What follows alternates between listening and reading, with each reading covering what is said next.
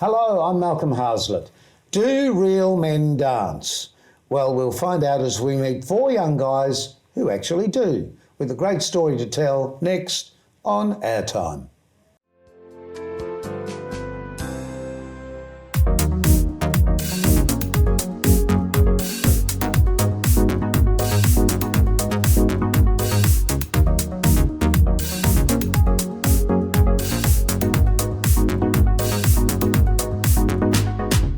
Well, we have 4 men who dance, who really do dance, who are, starting on this side, Charlie, who's probably made more appearances on this program than anybody else. Yep. And this is Willian, and Kurt, and Ricki. The interesting thing about these 4 guys, there's actually 5, but one couldn't make it tonight, is that they've come together for a show which is called Men Who Dance. So let's get a bit of background, first of all, on who they are. Charlie, we've met you before, so let's start with you. Yes. That's enough. And now you, Moving on. No, Charlie. I guess I'll start off that my background is in ballet, I guess. Is that how we're going to start it, sort of what we've done? I'm a dancer. Ballet is what I'm originally trained in. And so I'll be doing more of a ballet style in the show. And then also doing a few other things as well, but they're going to have to come see the show to see that. So To find out, okay. But we know you also because you were here last year talking about the Back to Back Festival. Yes. And when you were in the Shakespeare play. Yes, correct. And you didn't dance in that. No, I acted in that. So this show is actually in the Back to Back Short Show Festival as well. So that's going to be the last 2 weeks of October. And yeah, so that's just, it's an exciting new piece. Obviously all male dancers, so I think that's something to be proud of and excited about. That's good. So yeah. So Willian, you're not from here. No, and I'm not a dancer either. I don't know about that. I'm an actor. Yeah, okay. But I've been given this challenge, to join this amazing group to perform. So I guess I've been doing pretty well. You've been doing very well. I'm an actor. So I have a dance background. But you're not from Australia originally. From Brazil. And all Brazilians can dance. Next question. Okay. Well, I think all Brazilians are born with personality. If you're any example, I wouldn't say that. It puts me a lot of pressure on my shoulders, but no. Literally. You've got broad shoulders, so that's good. We can all lean on it. Exactly. Kurt. Hello. You're a dancer. I am. You've always been an acrobat first, and a dancer? Gymnast first, and then dance came pretty shortly after that. What's really the difference between gymnasts and acrobats? This is for me, I've no idea. Yeah, that's right. I mean, if you get down to it really, in detail now, I'm more of a tumbler than a gymnast, which is slightly different again. But yeah, I guess just in competitive terms, gymnastics I did men's artistic gymnastics. Well, because this is what we've just seen in the Olympics. It's just been... Yeah, so that's the 6 apparatus, the floor, vault, pommel horse, rings, parallel bars, high bar. And what got you into that? I remember just driving with my mum when I was like 5 or 6 or something, and she asked me if I wanted to do gymnastics as we drove past a club. So really? It was that easy? Yep, just did. Yep. Were you born with energy? Yes, I was always running around doing flips. I was doing cartwheels and handstands and jumping around trampoline from like as early as I could walk, pretty much. Right. So probably before then. So yeah, dance came about a year after I started gymnastics, and I've kind of just been doing both of those things for my whole life since. And you now teach? Yeah, I now teach. So as well. Yeah, just on the side, a little bit here and there. But it's really interesting to meld the two worlds together, whereas I'm, sometimes I'm teaching more dance aspects to gymnasts, and sometimes I'm teaching more gymnastics to dancers. But dance has become very gymnastic, hasn't it? And yeah. For you too, because I don't really know what to call your genre of dance. You started as... I started as more of a freestyle dancer, more hip hop, but call it freestyle. But I've been working as a professional dancer for a number of years now. Started with no sort of formal training or you know, I didn't dance when I was young growing up or anything like that. So You didn't? no, not But at all. did you have I had rhythm. I was an not energy? from Brazil, but I had the rhythm and I had rhythm. the feeling. I was always artistic and always loved the arts and performing. Yeah.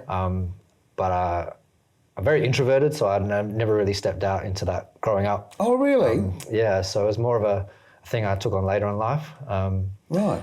And so yeah, I had no. Your family, you're from... My dad's from the Philippines. My mum is Australian, but I was born. You're born in here, Australia. yeah. Born here, but I do have that little Filipino background, and they love to perform. Well, it's true, but mostly sing. Yeah, they take over And the that's a bit of a karaoke. surprise, I believe, in the show. You all sing. Yes, we do. Will So be. it's Yeah. not just men who dance, they do more. Yeah, we sing a little bit. And you play a little guitar in the show? Yeah, I'm trying to. You know, just you guys gotta check it out. But yeah, not much. Just A little bit. Too much out. Just a little bit. No, I believe you're Mr. Personality and you do a bit of work with the audience as well in the show. Yeah. But I guess I shouldn't talk about it now. You know. But Okay. It's good. It's a good surprise. I'd say. Okay, okay. Got to come. I believe you. You gotta come see the show. Okay, so can you just explain what is the makeup of the show? If you're a classical dancer, you're a tumbler, you're a Mr. Personality, you're a hip hop stroke, but I think you encompass more than just hip hop, don't you? Because it's a real style of stuff. Yeah, so I kind of, I mean, I grew up like imitating, you know, like a Michael Jackson or Right. Usher and that type of thing. And Did you all do that, by the way? Did you all pick up on the Michael Jackson thing, or? I think so. I think everyone does. Is, Huge if they're influence. into that sort of, you know, dancing, everything. Michael Jackson was a very big figure, I guess, for a lot of For people. boys? For boys particularly, do you think? Because obviously he was male. Definitely more majority of boys, but I'm sure there's some girls out there that really dig it too. So Oh, well, Janet Jackson was doing yeah, that. exactly. yeah, well, exactly, yeah. So she gave the girls the opportunity. yeah. Did you get all that in Brazil? Oh, yes, we do. You know, but maybe not the same extent. You know, but we do. I think it's worldwide. I think you it know, is yeah, too. it is. Yeah, So, So, yeah. if there's a TV screen or a screen. Yeah, but you know, that's the effect of men dancing. That's the whole thing, I guess, isn't it? Because we see a lot of dance, but we don't usually see men dancing together unless maybe you're Greek or a Morris dancer. Any Morris dancing in the show at all? No. I actually had really like a lots number, of Morris dancing, but yeah. we cut that one. Okay, so what does working together as a group of guys mean to you, though? Is this something that's happened before or often? I don't think maybe for all of us, I'm kind of speaking for all of us right now, but I don't think we've all sort of danced with such different styles of dance within the one piece or the one show. Oh, because you're dancing together the same thing in bits. We are, yes. So there's bits where we dance together and there's bits where we're doing our own style. And I don't know, you might have, but I don't think any of us have ever danced in such different like dance styles with each other. Yeah, if that makes sense. Well, So my personal experience is, you know, whether I'm doing musical theatre or doing, you know, classical dance or acro dance or something, it's always pretty set. You might branch out a little bit, you know, if there's a special feature number in the show, but I know I dance do a whole bunch of different styles that, you know, performing, I guess. They have to come see the show. Well, the thing that also interested me was the three of you should have been in the Royal Show, the dance show in the Royal Show this year. Yeah. And for the second year, that's been cancelled. So the life of a dancer clearly hasn't been easy. Is that why you're teaching? Yes, pretty much. Yeah, it's For you, Ricki? yeah, I think teaching is more of it's a steady. That Income. pays the food bill? It does, and you know, as a performer, the shows are up and down. You never know. It's seasonal. It's whatever, and especially with COVID now, it's Yeah, all it's up made in the it air. tough. So it's definitely made it tough. So But Willian, apart from the performance stuff that you do both as an actor, because you've done quite a few bits in movies and stuff, I did, yeah. you also do a day job. Oh yes, I'm a carpenter. I don't know if you guys know that. You know, yeah. I'm a carpenter as well. You know, so just I enjoy it. You know, it's really but, good. You know, but but you've only been in Australia for how long? 2 years now. And your English is surprisingly good. How did that happen? Thank you so much. I gotta hang around you. You know, it's good for myself. You've done that one. But no, really, I'm working on it. You know, just tell us the story, because that fascinated me. Because you didn't speak English. How long ago? Like 5 years ago or something? No, 2 years and a half. You know, 2.5 years ago. Yeah, I started learning. You didn't speak English 2.5 years ago. Wow. Nothing at all. Yeah. You know. So how did you learn so fast? I'm still learning, you know, so I wouldn't say that I learned so fast, but... Too modest. No, You're English better than some Australians. That's one of the reasons I got into acting, you know, and I came here to Australia to get the fluency. But it's amazing. It's such a new world, new culture. Yeah. It's fascinating. It is. Actually, we must talk about that in a minute. We're going to take a short break and we'll be back with 4 of the guys from Men Who Dance in Just a Tick.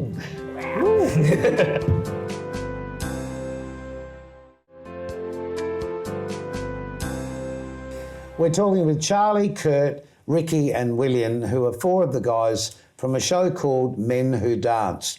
And we're just talking to Willian before the break about learning English, and I'm fascinated with this story. So how did it happen?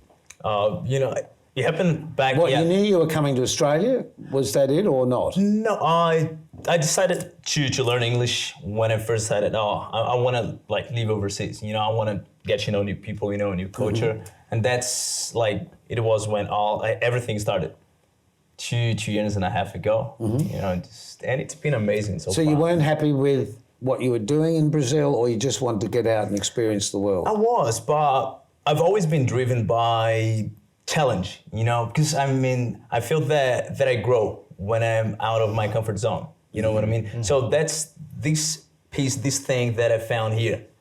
And it's been awesome. No, well, coming clean, I've worked with you once before when you were a reindeer. Yeah. And exactly.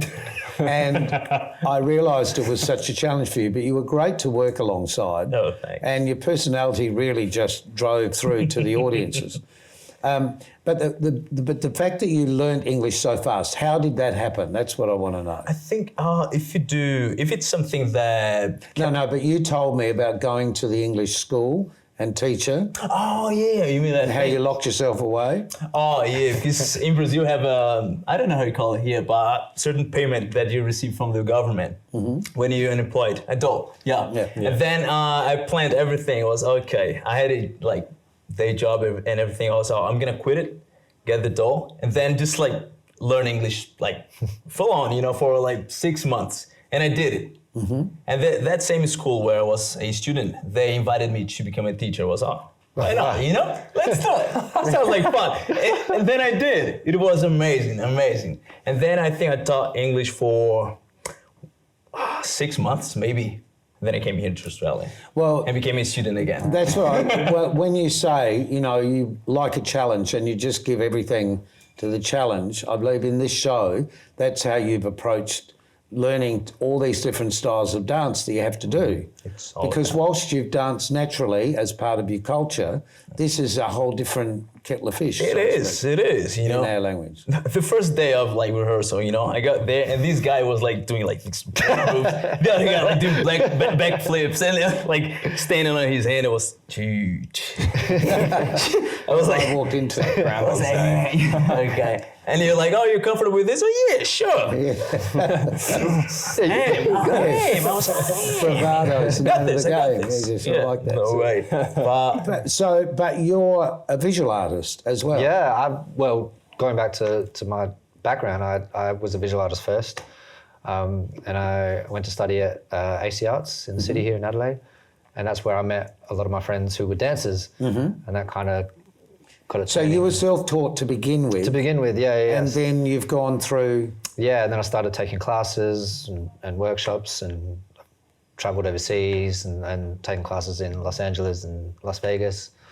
I joined a hip-hop crew here called ADM, and we did competitions here in interstate as well. And yeah, but visual art was my first love, so I still work as a practicing artist. Do you see dancing as sort of part of being a visual artist, because it is art and it is visual? Well, definitely, yeah. I'm definitely a very visual person, and I like movements. And I did a lot of work. Like I like painting portraits and faces and bodies and just movements and stuff like that. So it all ties in.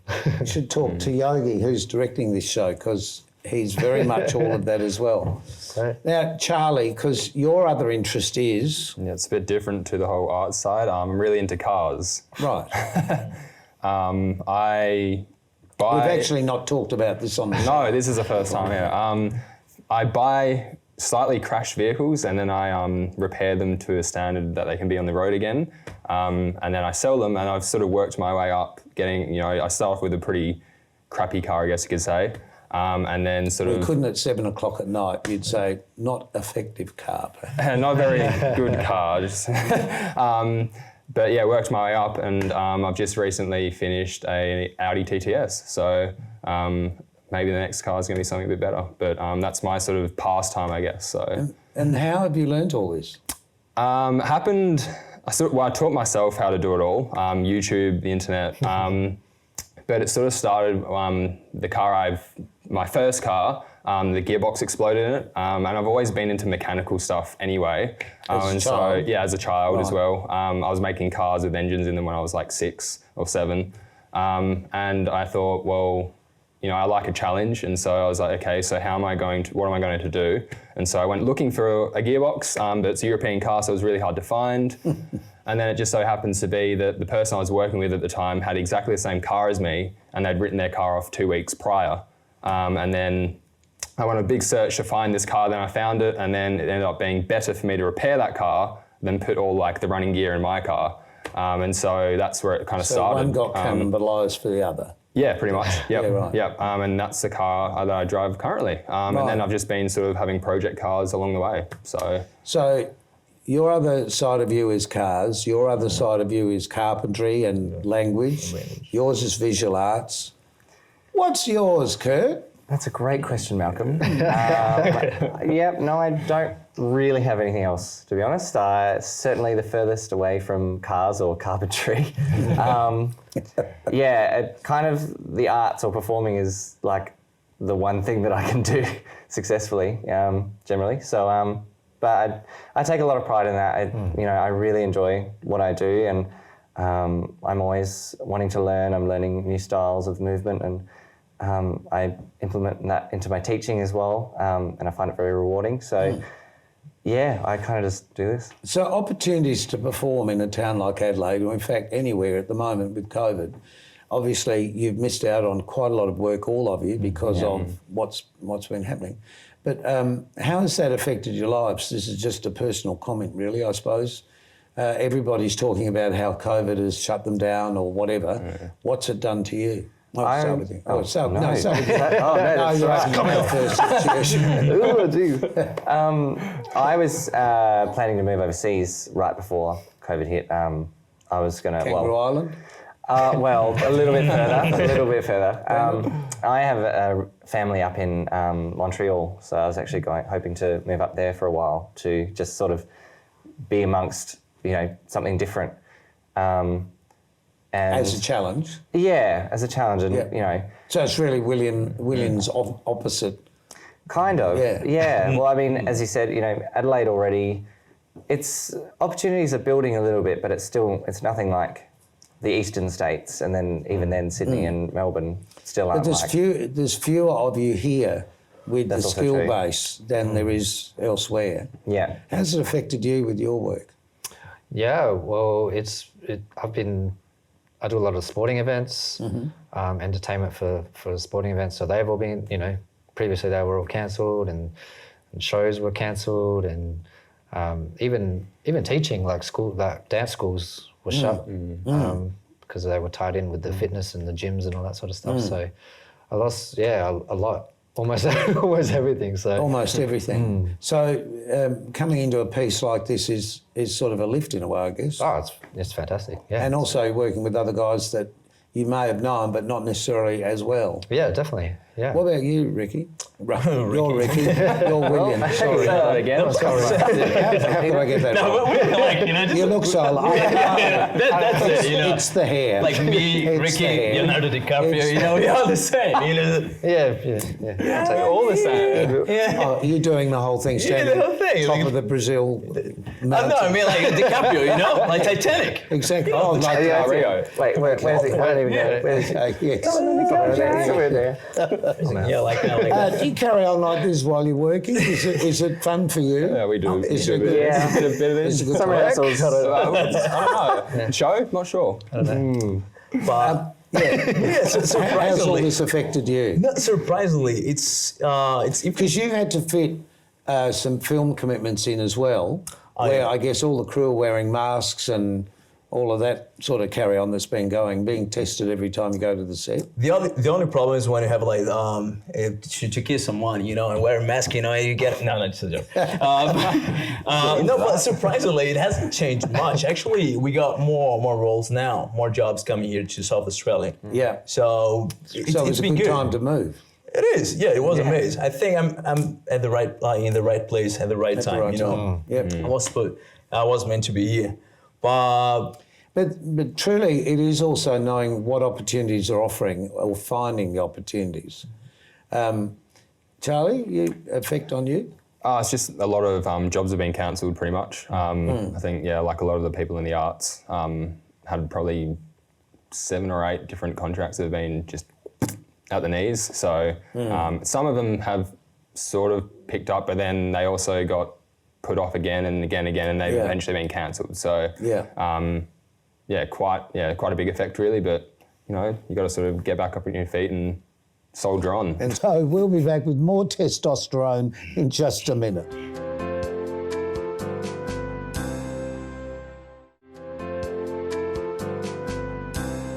Welcome back to Our Time with our guests, Charlie, Kurt, Ricki and Willian. Now, guys, whenever you talk about male dancers, particularly at the moment, people will automatically think, oh, they're going to strip. Is that what's going to happen? it is. Oh, you never asked. Not right now, exactly. Sorry. I don't know. I was told it was. How do I? Was that in the contract? No, I'm out. No, it really is a proper men's dancing show. It is, yes. With excellent dance from all you guys. Yeah. We've been showing little bits as we've been chatting of bits of the show, and we certainly wish you all the best. That people come in droves to see you. Thank you very much. And it's part of. A short show, back-to-back short show festival. It's hard one to remember. Okay, but, it's on in the evening. Yes, it's on in the evening. So just we're doing Google it and you'll find out where it's on. 6 and when it's shows on. at Star Theatres. Okay. So yeah, it'll be a great show. I think it's going to really pop off. Yeah, so Going to pop off. all of you, wherever the camera is, all of you come to the show. They're all So out there. all of you come to the show. It's going to be a good one. Okay, so last thing to say, tell us about the pain. The pain. Kurt, let's start with you. The pain. The pain that dancers go Yes. through to do the remarkable things that they do. Well, I've just come from a last rehearsal with a few new burns and scrapes on my knees and my feet just from rolling around a little bit. So, What have you done to yourself? I've got not too bad, but a bit of a sore back here and there. You broke your toe 3 times, didn't you? While Is this dancing? not during rehearsals? This is before. No, Broke my before. broke my right big toe 3 times. Yep. Rough And night. you do some amazing trick stuff and all that stuff on the floor. And how are you with the pain? The knees is good. Just torn. Is it get a shot? I was just torn my. Oh, he's gonna show us. Yeah. So I'm a little tender, but we're all good. But that's the reality the public don't really realise, isn't it? That there's a lot of pain involved. Oh, you've got a bad back too. I get sore just by watching them dance. Oh, look at my back. on my head, you know. Okay. But I'm fine now. But it's true, all dancers suffer a great deal of pain for their art. I mean, imagine being a girl standing on point in a toe shoe, what that must do to your feet. And I don't know that we always sort of realise how much effort dancers put into what they do. So I hope the show goes well, and I hope you don't injure yourself any time. The show is called Men Who Dance, and it's on soon. Just Google and you'll find it. So until next time, thank you. Who are you? Charlie. Who are you? DiCaprio. Oh, no. Kurt and Ricki. Keep yourself nice. Oh, no, Malcolm. Till next time we see you, keep yourself nice. We'll see you on our time next time. Bye. Woo.